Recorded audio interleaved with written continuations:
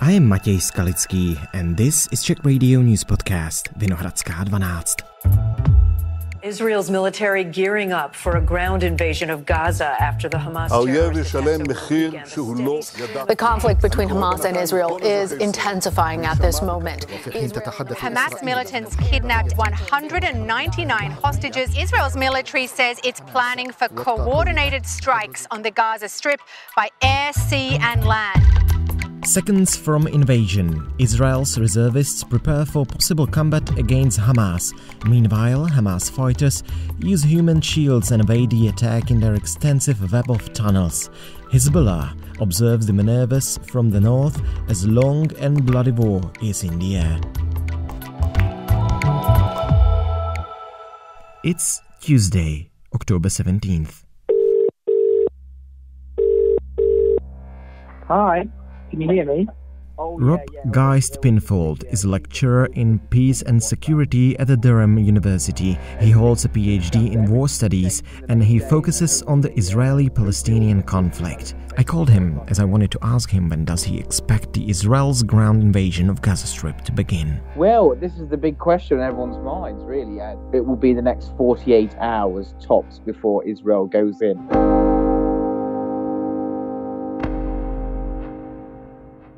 What they're trying to do at the moment is get as many civilians to leave northern Gaza as they possibly can and to degrade Hamas's military capabilities as much as they can remotely through these airstrikes that we're seeing at the moment before we go in. So the thing is that Israel kind of at this moment has the advantage in terms of it can choose when to go in.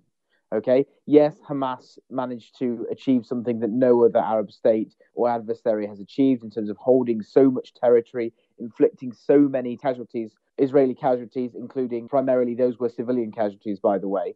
But at the same time, the attack was eventually repulsed. So Israel can choose when to go in. So it's taking its time, making sure the reserves are all mobilized. The northern front is sufficiently staffed with reservists and regular troops to deter Hezbollah as much as they can do. And then only once that is all in place and Hamas is degraded as much as it possibly can remotely from airstrikes and artillery strikes, only then will Israel want to go in. How massive the response to the terrorist attacks from October 7th will be? How many soldiers will be involved? Well, more Israeli reserves at the moment have been mobilized than any time in history. So just to recall, Israel has a conscript army. It does have regular soldiers that serve. Soldiers can choose to serve beyond their mandatory military service. But the great strength of Israel's army traditionally has been its reserves. These are civilian Israelis that train for a few weeks to a month every year. And the idea being that they can then, if they are required, they can immediately turn up at their nearest military base and report for duty. So that is the core of the Israeli Defense Forces. And that's what Israel will be relying on. As I mentioned, though, I think a lot of those reserves, those over 350,000 reserves that are being mobilized, will not actually be sent into Gaza. Israel's greatest fear, and one of the reasons why they are taking some time to go in, is a war on multiple fronts. Israel has gone into the Gaza Strip before, and that's on Israel's southern border. But Israel is even more concerned by Hezbollah than they are by Hamas. Now, Hezbollah operates within southern Lebanon, which is on Israel's northern border. And Hamas and Hezbollah are very, very closely linked. Hezbollah actually was responsible for helping Hamas form itself in the very beginning in terms of giving it training and logistical support and resources.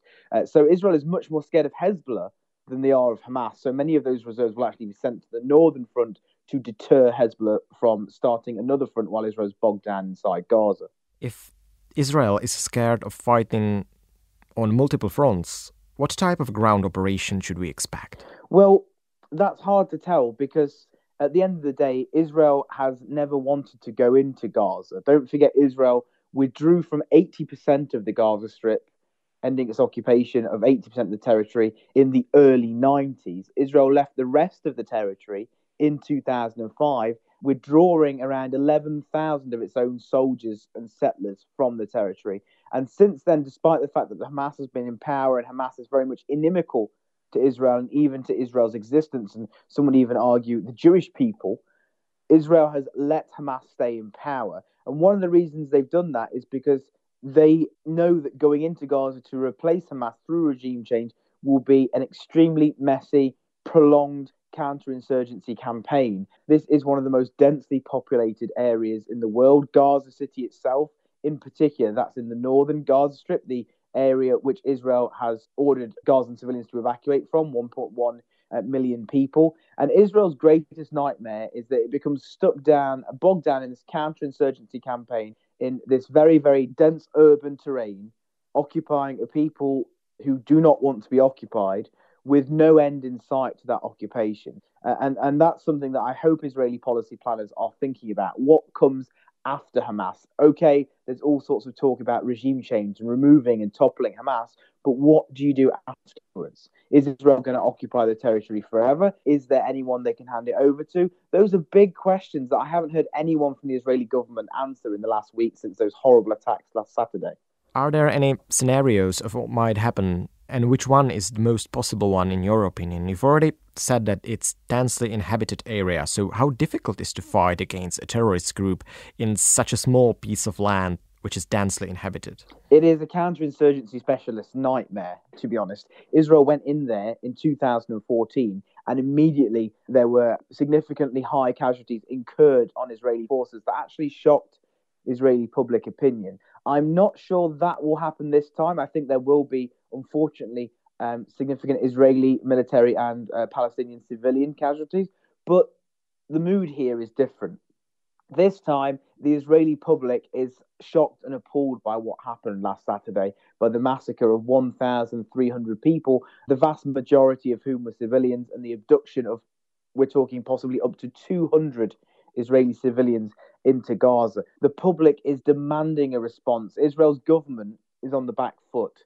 It has kept Hamas in power since 2007 because it has been convenient for it to keep Hamas in power, or it cannot see a scenario that would be any better than having Hamas in power. So Israel's government knows that the buck stops with them. The public holds them responsible for what happened last Saturday. So they know they have to have this robust response. Like I say, no one wanted to go into Gaza. This is a nightmare scenario for strategic planners and for counterinsurgency specialists.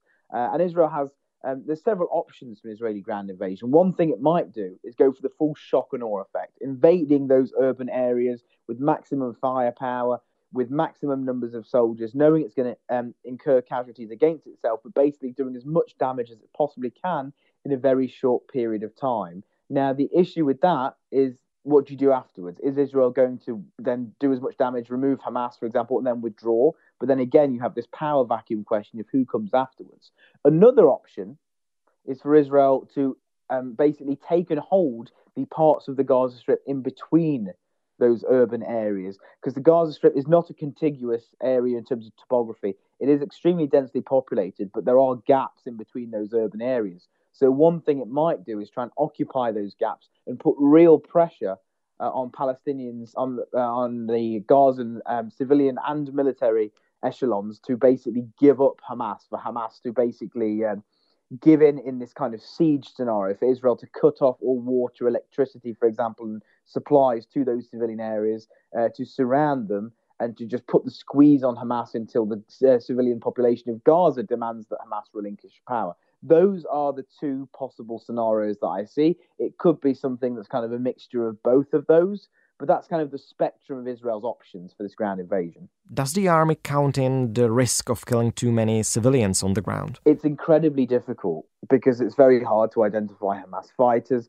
Hamas absconds itself within the civilian population. Some of its military command infrastructure is underground, underneath civilian buildings, with entry in to those tunnels via civilian infrastructure. One of its key political bases is underneath the hospital, for example. So that's why Israel tried to get those 1.1 million Gazans to leave, because they are seeking to make things as less messy as they possibly can. But unfortunately, I think that more casualties on both sides are indeed inevitable. There's no other way to do this. And it's important to note, one of the things that makes this distinct from previous confrontations between Hamas and Israel. Normally, many countries, including Israel's allies like the United States and European countries, will say they back Israel's right to self-defense, but will also demand Israeli restraint and protection of civilians. This time, there's been significantly less calls for Israeli restraint. Even the State Department in the US has instructed its diplomats not to call for Israeli restraint. And there's a reason for that. It's simply because the scale of what happened last Saturday, the fact that Hamas was able to kill so many civilians, filming it and broadcasting it on social media and abducting so many civilians, men, women, children, the elderly, has created such a public opinion backlash within Israel, but also within the West and particularly within the United States against Hamas. So there is significantly less calls for restraint. One of the reasons we've seen unfortunately, so many civilian casualties in Gaza so far is that Israel's normal rules of engagement about when it can and cannot target Hamas fighters who are hiding near or around civilians have been relaxed. And the sad result of Hamas's quote-unquote success, and that's in quotation marks because, they managed to achieve something that I think went beyond their wildest strategic planning imaginations. But of course, the results are horrible. But because Hamas was able to achieve what it achieved, they've created this backlash in Israeli and indeed international public opinion,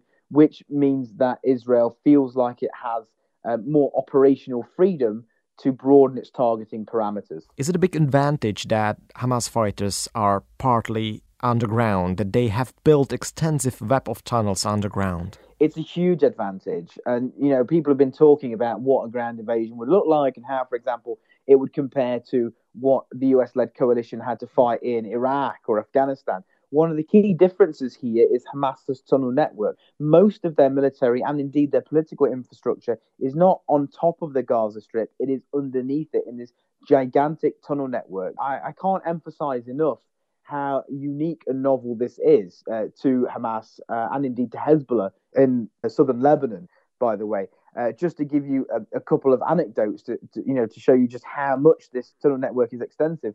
Obviously, Israel controls a lot of the goods that get into the Gaza Strip. It's been accused of besieging the Gaza Strip to try and stop a lot of those rocket materials, for example, weapons materials getting to Hamas. Hamas has an extensive tunnel network that goes not just in and around the Gaza Strip, but also into Egypt, into the Sinai Peninsula. Gazans, until very recently, could order KFC, Kentucky Fried Chicken, from Egypt, and it would be smuggled under the tunnels and brought into Gaza for a premium price because there were no branches of KFC in Gaza. Gaza Zoo has animals in it like lions, lions and tigers that were brought underneath through this tunnel network. So it really shows you, I mean, those are, silly, anecdotes, sure, but they really show you just what Hamas has built down there. And the truth is, no one, including analysts like myself and Israeli strategic planners, really know what's down there. And that's going to be the real challenge for Israel's security forces. If they want to get rid of Hamas and really match in operational terms that bellicose rhetoric we've been hearing, for example, the Prime Minister of Israel saying every Hamas fighter is a dead man, they're going to have to not just destroy these tunnels, but actually get into those tunnels, especially because so many Israeli hostages, up to 200 people, are being held in Gaza, most probably in those tunnels rather than on the surface of Gaza. Israel's actions since the October 7th have risen many questions in the West, asking the Palestinians to evacuate whole northern parts of Gaza, temporarily cutting off the food and water supplies, and shutting off the electricity in this tiny piece of land with more than 2 million inhabitants. The humanitarian situation in Gaza is a disaster. So does the Israeli government act lawfully? Well, it's hard to cut a long story short, I don't think either side is particularly bound by the laws of war here, simply because both sides are fighting a very, very messy conflict. You could argue, are any armies really entirely bound by the laws of war? But the gloves here are off. As I said to you before, Israel would have certain operational limitations about where it can and can't bomb in Gaza, thinking about civilians, for example, even if there were high-value military targets on the ground. But those rules of engagement have been significantly loosened. I think, unfortunately, both sides will bend or ignore the laws of war. We saw Hamas do that, obviously, last Saturday, targeting Israeli civilians in their homes, innocent people, children, These aren't religious, ideological settlers, by the way. A lot of the time with these rounds of confrontation, you see the casualties are normally or often settlers or soldiers in occupied territory. These were civilians inside Israel. And that's why Israeli public opinion is so incensed by this, that the gloves are off in terms of a loosening of those operational restrictions in Gaza.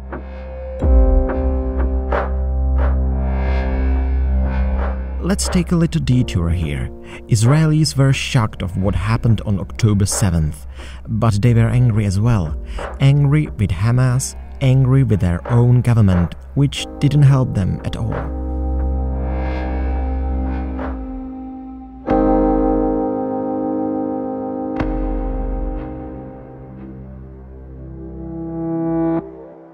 And there is no soldiers on the border. This is Dani Rahamim from Kibbutz Nahal Oz, which is very close to the Gaza Strip. He spoke to my colleague Stepan Macháček, the Czech radio foreign correspondent for Middle East. And all this conception collapsed. Dani recalls that on October 7th, there were no soldiers on the border with Gaza.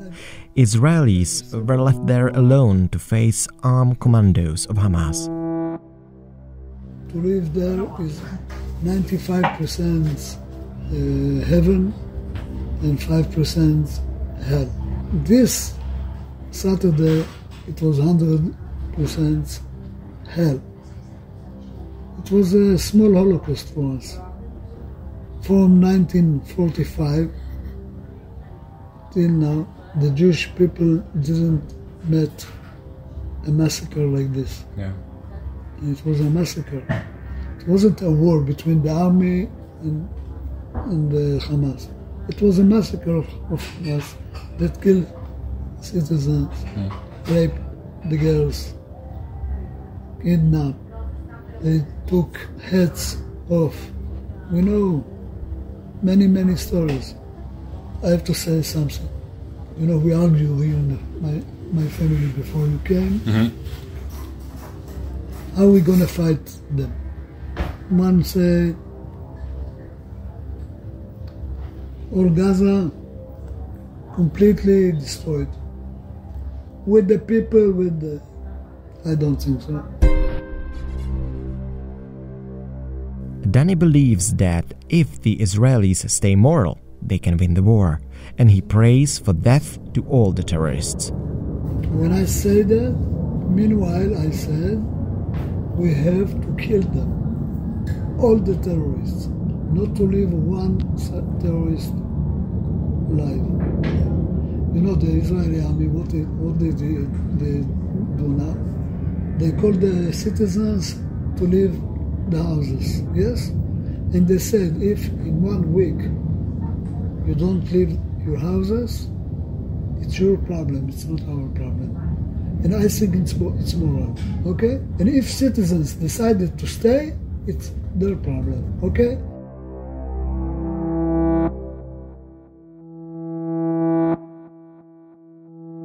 Most of the Gazans want to live normal life, he believes.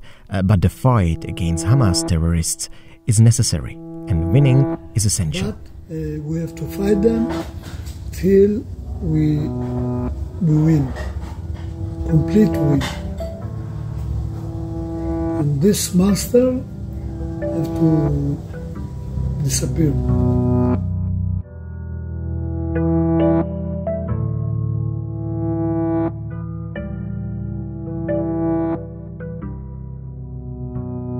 Meanwhile, people of Gaza are scared and in suspense awaiting what will happen in the next hours and days.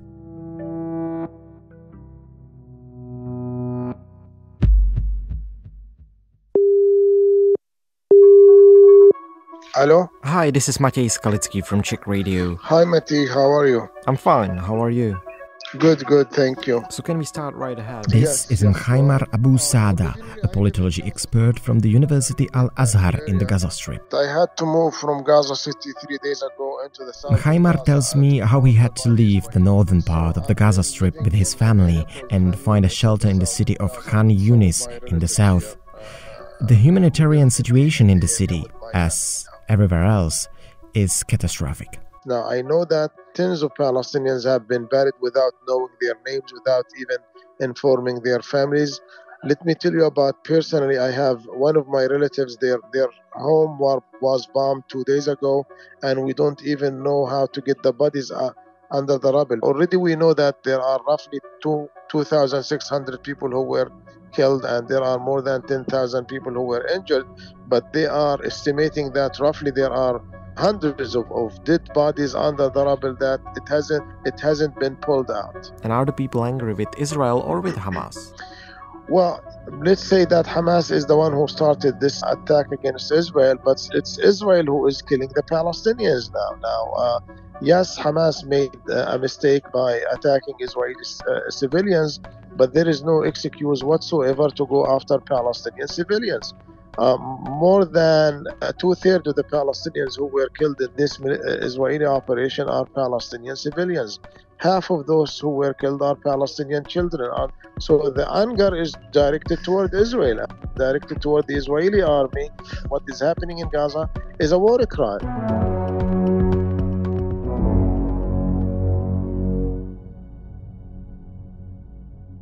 However, some Gazans are angry with Hamas as well, Mkhaimar told me. They blame Hamas for provoking Israel by taking hostages and killing civilians. Mkhaimar feels that this war will be his last. When the fighting finally stops, he will leave, as the Gaza Strip holds no future for him. 16 years, enough is enough. It's just not logical anymore here.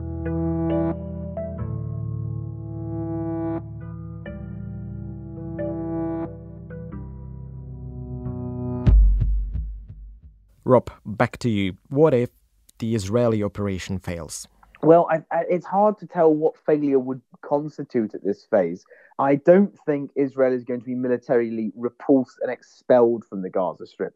What I think is a much more likely scenario is some kind of grey area or a halfway house. You know, this has often been compared within Israel to Israel's 9/11, simply because of the shock, the horror, the revulsion, the number of casualties, and the feeling that, you know, we need to do something, we need to hit back. And I think that comparison is apt, but also in terms of the response to those atrocities. Because, you know, after 9/11, what did we see? We saw the US occupy Iraq and Afghanistan for very, very long periods of time with this hubristic perception that we can go in, we can institute regime change, get rid of who's in power, and we don't really need to think about any long-term planning. You know, it's just all going to be fine. We need to just get boots on the ground, and then we can choose when to leave and who to put in power. That was all proven so horrendously wrong. And I think Israel runs the risk of doing the same thing in Gaza. I don't think Israel is going to get ejected forcefully from Gaza. I think it's much more likely that Israel, without a long-term plan about who is going to replace Hamas, what a day after Hamas scenario is going to look like, is going to find itself sinking into a long-term, indefinite occupation that generates Israeli and Palestinian casualties on a daily or weekly basis, that turns global opinion more and more against Israel, that generates societal dissent within Israel against the policy, and has no real end in sight. It might end up that, you know, the worst-case scenario, I think, is a long-term occupation that costs a lot of Israeli-Palestinian lives and just results in the return to some kind of post-withdrawal status quo. If Hamas isn't in power, it will be a similar organization, and no real Israeli plan for the day after. And that's all for today. This was an English version of the episode of Czech Radio News podcast Vinohradská 12.